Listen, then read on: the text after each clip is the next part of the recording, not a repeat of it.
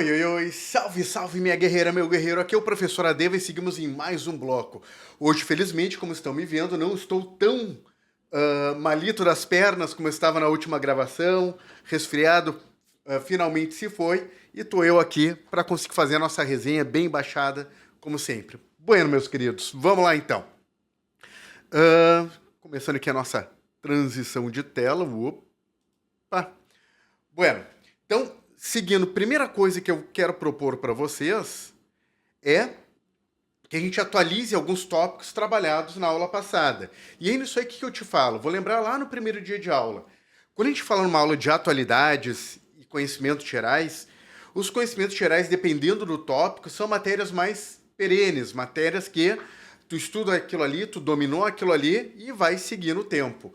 Acontece que atualidades não, atualidades, o que eu faço contigo é te dar toda uma noção de leitura em ciências humanas, leitura para seguir métodos, para ter coerência nas tuas análises, e o restante está se atualizando sempre a todo momento. Então, por isso que, claro, que da última aula até agora, a gente acaba tendo atualizações sobre o que a gente está fazendo. Então, por isso que eu te trouxe os principais tópicos de atualidades em geopolítica para conversarmos, para tu anotar aí. E claro, o convite é, enquanto tu vai assistindo a aula, tu pega esses tópicos e tu mesmo vai fazendo a tua pesquisa no Google e tudo mais, e tu vai te atualizando, beleza? Então tá, primeiros tópicos já abordados e que a gente vai dar uma atualizada. Aquela primeira... a função do Biden está cambaleando ou não? Bueno, acabou acontecendo, Biden foi substituído pela Kamala. Então, entre outras coisas, se fala que ele começou a ser puxado o tapete dele lá por dentro, que ele não teria lançado no X ou no Twitter a mensagem dizendo que ele estaria desistindo, mas quando ele viu, alguém já tinha lançado em seu nome. Enfim, especulações são as mais diversas, mas o que nós temos de fato é que o Biden, sim, abriu mão da sua candidatura e agora nós temos a Kamala assumindo como candidata à presidência dos Estados Unidos. E aí, só nessa assunção de posto, ela está recebendo recordes após recordes de financiamento para a sua campanha. Inclusive de pessoas comuns, assim, lá nos Estados Unidos. A forma de financiamento de campanha é diferente da do nosso brasileiro, mas o fato é isso aí, que ela está recebendo cada vez mais dinheiro para a sua campanha. Bueno, para além da Câmara, nós vamos ter também a questão das eleições venezuelanas. E o que eu te trago das eleições venezuelanas? Ela está, na medida do possível, guardadas as devidas proporções, ou, puxando um pouquinho daquele meu juridiquês em latim, mutatis mutandi, ou seja, o que acaba acontecendo aqui? Guardadas as devidas proporções, as eleições venezuelanas, agora, de 2024, repetem exatamente o processo do que tinha acontecido, o entorno do que tinha acontecido nas últimas eleições venezuelanas. E o que eu quero dizer com isso aí? Novamente, principalmente Estados Unidos não aceita a reeleição do Maduro. Nós vamos ter aí toda uma população no entorno, uma população de países no entorno se colocando contra também, União Europeia não reconhecendo tudo mais. E o Brasil, como é que fica nisso? Já que normalmente é o Brasil que acaba sendo puxado mais para o nosso concurso. O Brasil, ele disse, olha, eu não vou nem reconhecer e também vou dizer que não reconheço. Aliás, o Brasil reconhece, mas está guardando as atas. Então, o que acontece nisso aí? Lá na Venezuela, o que seria o Supremo Tribunal Eleitoral deles, o que para nós é o nosso STE, para eles lá é um poder, ou seja, lá na Venezuela, eles não possuem três poderes como nós seguimos naquela ideia da tripartição de poderes, de legislativo, judiciário e executivo. Lá eles, além desses três poderes tradicionais, eles ainda têm esse poder da justiça eleitoral, que é um poder à parte, e aí tem um outro poder da cidadania, salvo engano meu, que seria algo tipo Ministério Público, que, guardadas as devidas proporções, também podemos já que o Ministério Público é um órgão que não está ligado a nenhum dos poderes, então por que não pensar em algo semelhante aqui no Brasil? Mas, enfim, só para te mostrar que o sistema, inclusive na Venezuela, que não acontece uma tripartição de poderes, mas são 5 poderes que tem lá, entre eles, então, esse poder que está ligado ao Ministério Público deles e o outro à Justiça Eleitoral deles. Logo, segundo o Maduro, não era ele que tinha que dispor das atas, porque o Maduro é o chefe do executivo. Quem dispõe as atas é o poder do Supremo Tribunal Eleitoral. Seria algo do tipo o presidente Lula exigir que o STF fizesse determinada coisa. Sendo que existe separação entre os poderes, separados, harmônicos entre si, toda aquela função. Enfim, o fato é que até a Venezuela dizer que nós vamos cortar o nosso fornecimento de petróleo para os Estados Unidos e vamos começar a mandar para a Rússia e para a China, os Estados Unidos não estavam reconhecendo, aliás, mais que não estavam reconhecendo a eleição da Venezuela, estavam reconhecendo a eleição do oponente do Maduro. E daí então o Maduro foi lá e disse que ia parar de vender petróleo para os Estados Unidos, e com isso aí, os Estados Unidos parou de reconhecer o oponente do Maduro e simplesmente disse que não reconhece. Parece que o jogo meio que virou, né? Uma vez que a Venezuela ela começou a cair, a quebrar financeiramente de fato, quando ela começou no governo Trump a receber várias sanções econômicas, em que não bastando perder o mercado estadunidense, também perdeu o mercado indiano.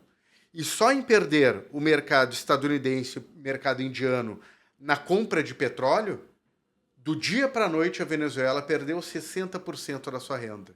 60% da receita pública venezuelana vinha exatamente do petróleo vendido para Estados Unidos e Índia, coisa que, numa canetada só, o Trump retirou. Agora, então, parece que o Maduro está dando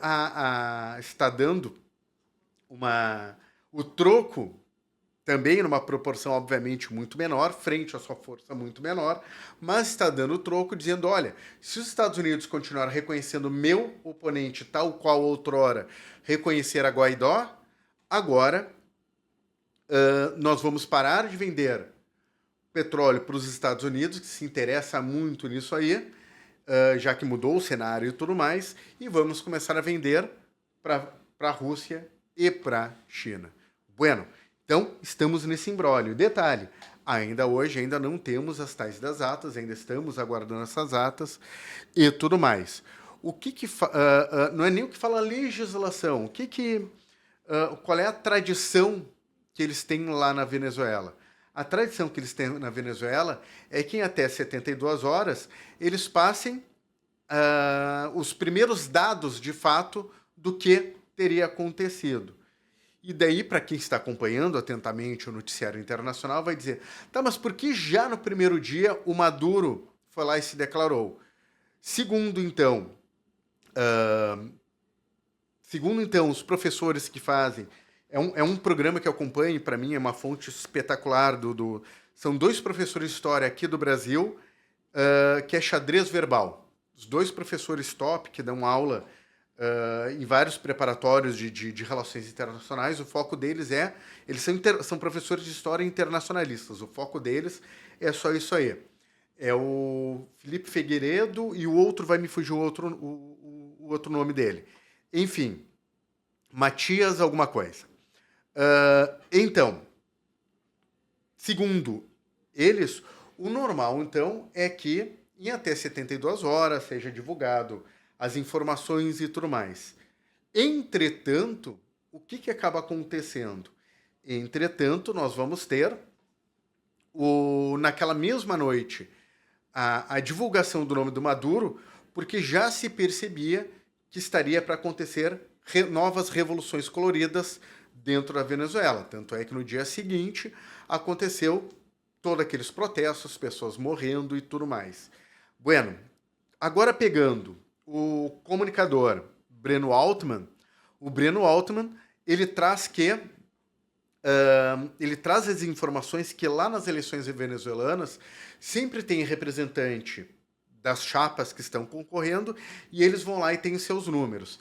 E aí, nesses números, ao qual se pega os Estados Unidos para dizer que a oposição ganhou, nesses números, diria que nas urnas na qual teria votado o próprio Maduro, não teria um voto para o Maduro. Então, isso aí que o Breno Altman traz.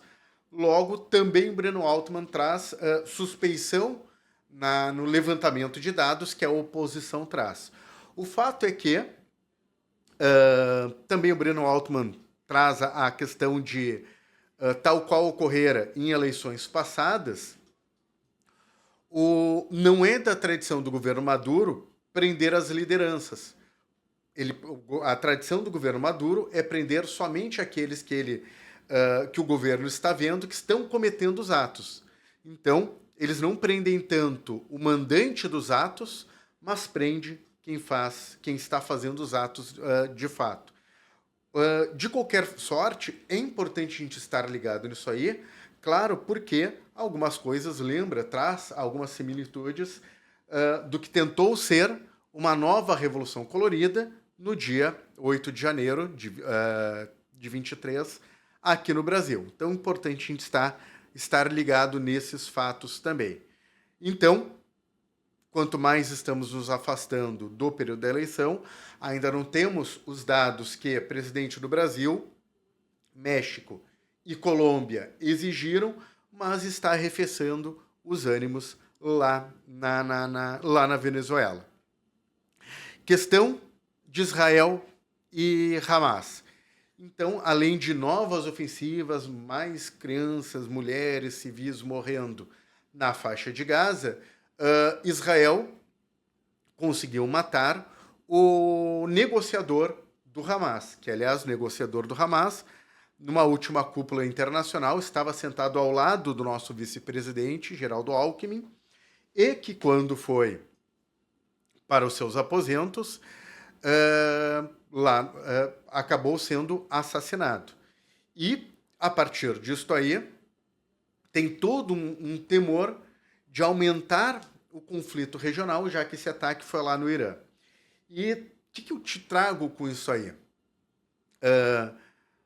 O que vem se percebendo de forma geral é que, para o governo do Netanyahu, que é um governo de extrema-direita, a partir de Ben-Gvir, entre tantos outros, conseguir se manter no poder, ou seja, não ser investigado dos tantos crimes que ele já vem sendo acusado, e tanto é que, voltando contigo lá, antes de acontecer o ataque do Hamas a Israel, para Israel fazer a sua contraofensiva.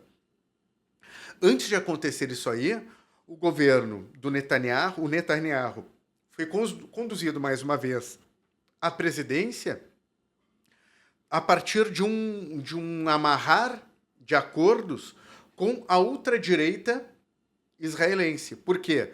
Porque ele estava para perder o seu posto, a sua presidência, e ao perder a sua presidência, aí ele seria julgado por vários crimes que ele está sendo acusado. Então foi aí que ele foi lá, se amarrou à extrema-direita e começou todos aqueles atos de provocação cada vez maior aos muçulmanos, ações cada vez mais seguidas na mesquita de Al-Aqsa e daí por diante. E então, a partir de todo esse processo, é que os analistas internacionais, de forma geral, estão dizendo que o Bibi Netanyahu está provocando, sim, que aconteça um conflito regional e, a partir desse conflito regional, Estados Unidos seja obrigado a intervir e aí o Netanyahu vai se manter com uma sobrevida cada vez maior.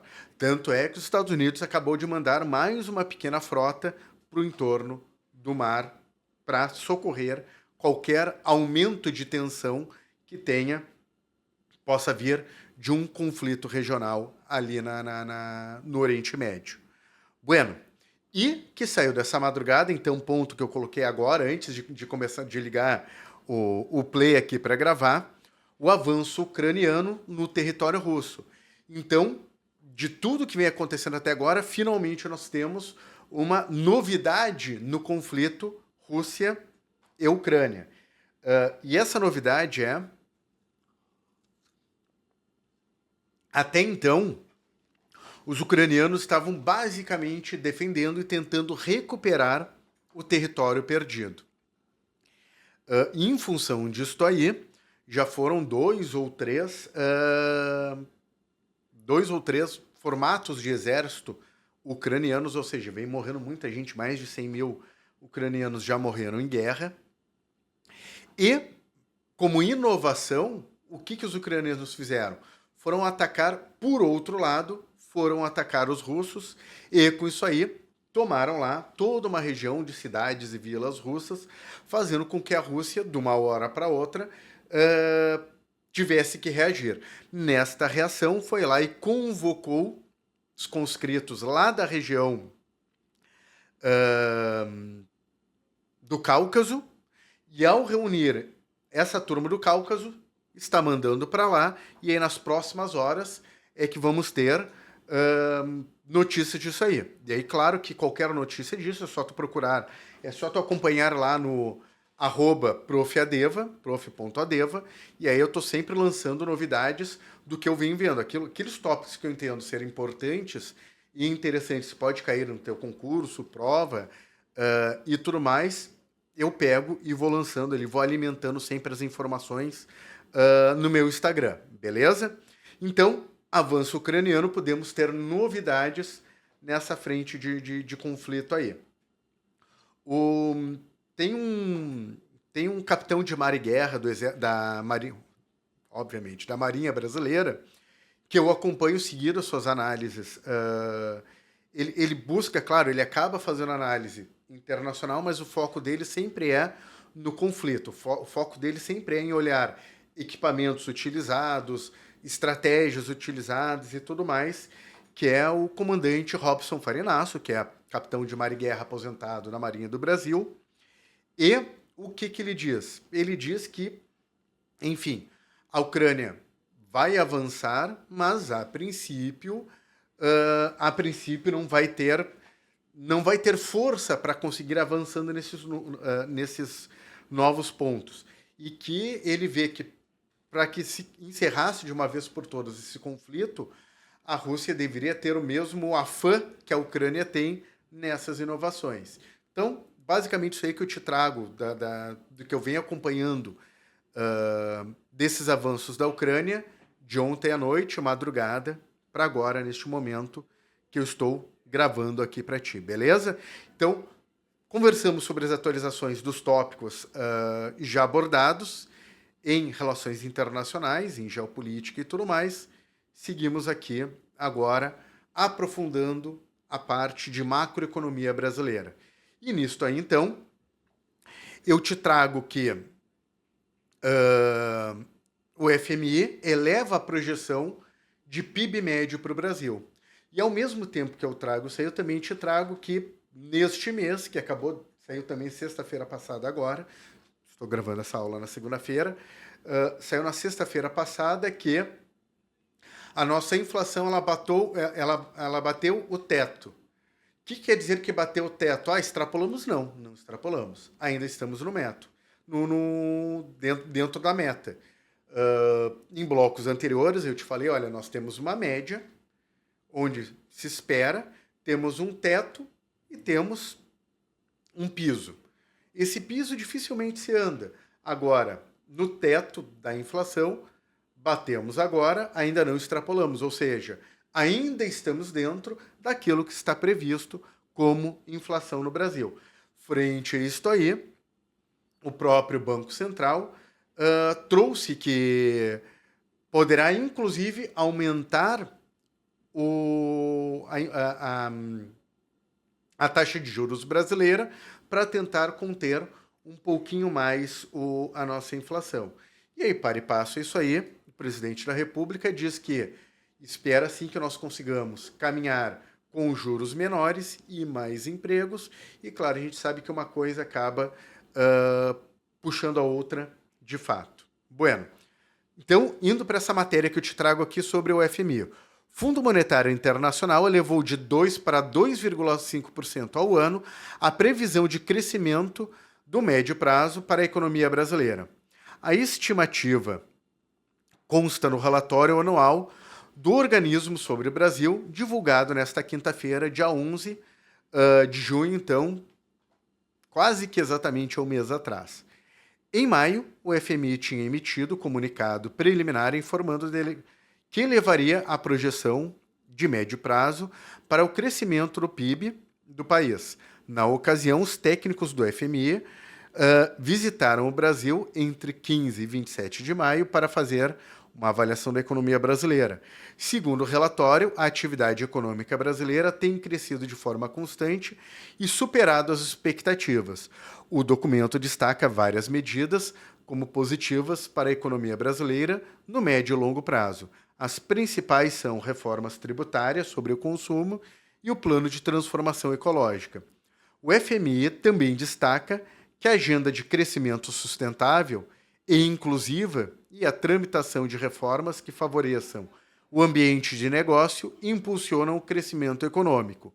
O documento também cita a redução do desmatamento, o avanço da criação da taxonomia sustentável brasileira, padronização de práticas de economia sustentável, a nova estrutura para o mercado de carbono e a emissão do primeiro título verde do mercado internacional. Então tá, dentro dessa economia, o que eu te trouxe na aula passada? Te trouxe que a nossa industrialização tinha dado uma arrefecida, tinha dado uma freada.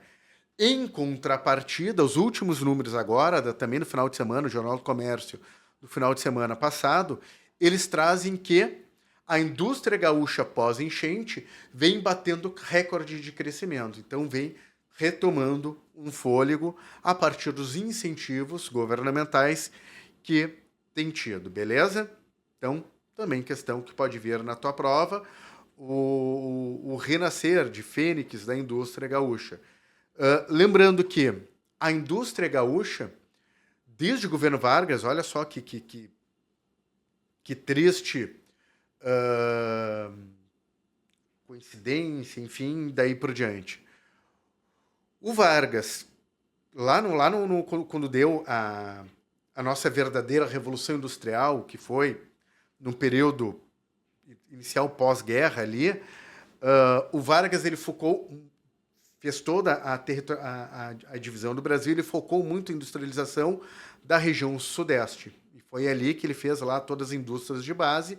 Então foi a partir do governo Vargas, principalmente, que a indústria gaúcha começou a arrefecer cada vez mais. Desde então, a indústria da região central do Brasil é que acaba sendo sempre, do sudeste brasileiro, desculpa, é que acaba sendo sempre fomentada cada vez mais.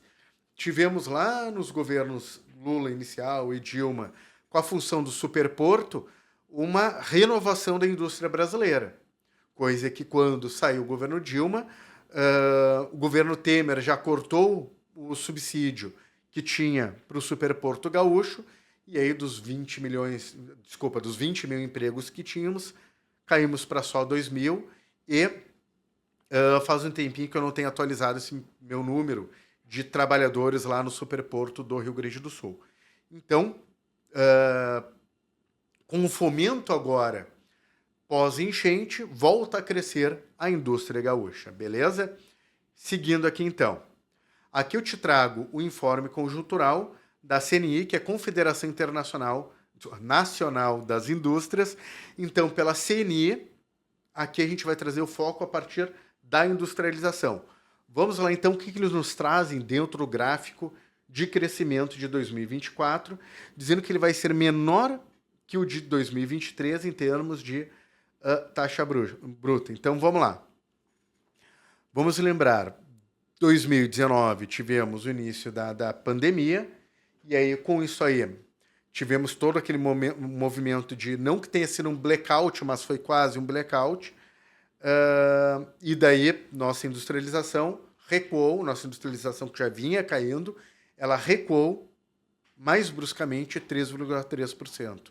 Quando ela retomou a 4,8%, E aí, depois dessa retomada, é normal que caia um pouco, mas continuou crescendo, 3%. Entrou 2023, cresceu 2,9%. Tudo isso a gente está falando de PIB, mas, claro, a partir da visão da indústria. E vamos ter um PIB de 2,4%. Isso aí quer dizer o quê?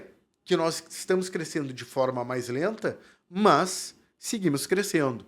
Sendo que a previsão para 2024 era que o PIB fosse de 2%.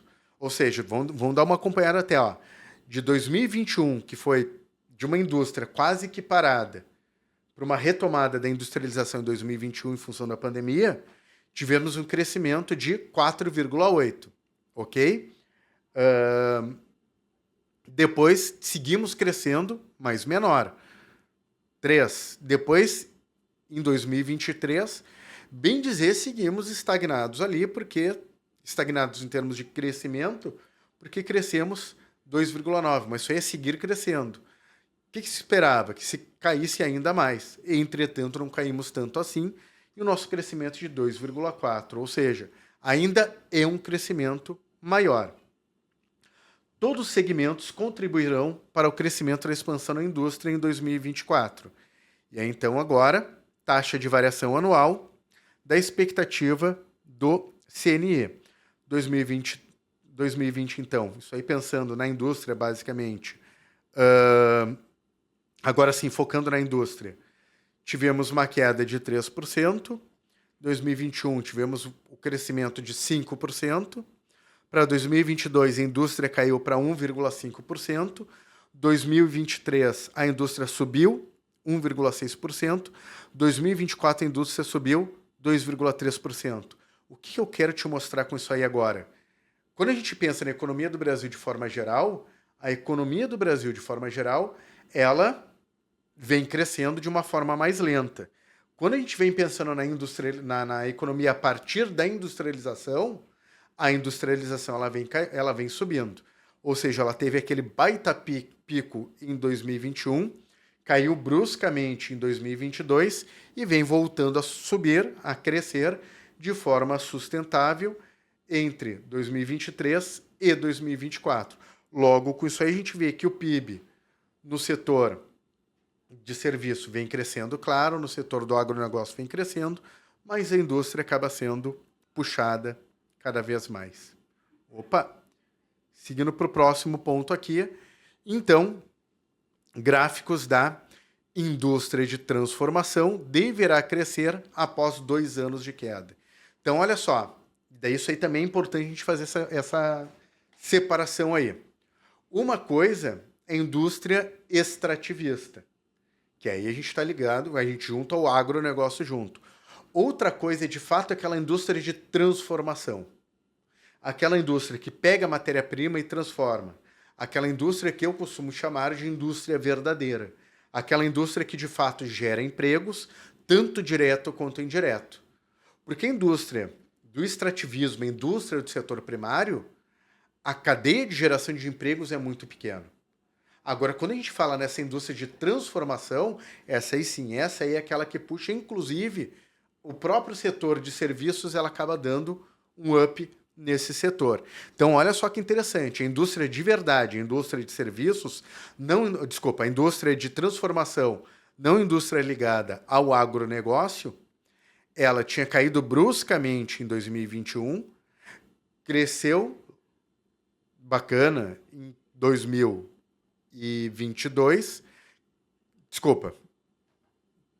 ela caiu bruscamente em 2020, cresceu bacana em 2021, ou seja, quando a gente vê aquele 5% crescendo, ele é puxado também pela indústria extrativista, ligado ao agronegócio e ligado à extração de matérias-primas, minerais e tudo mais.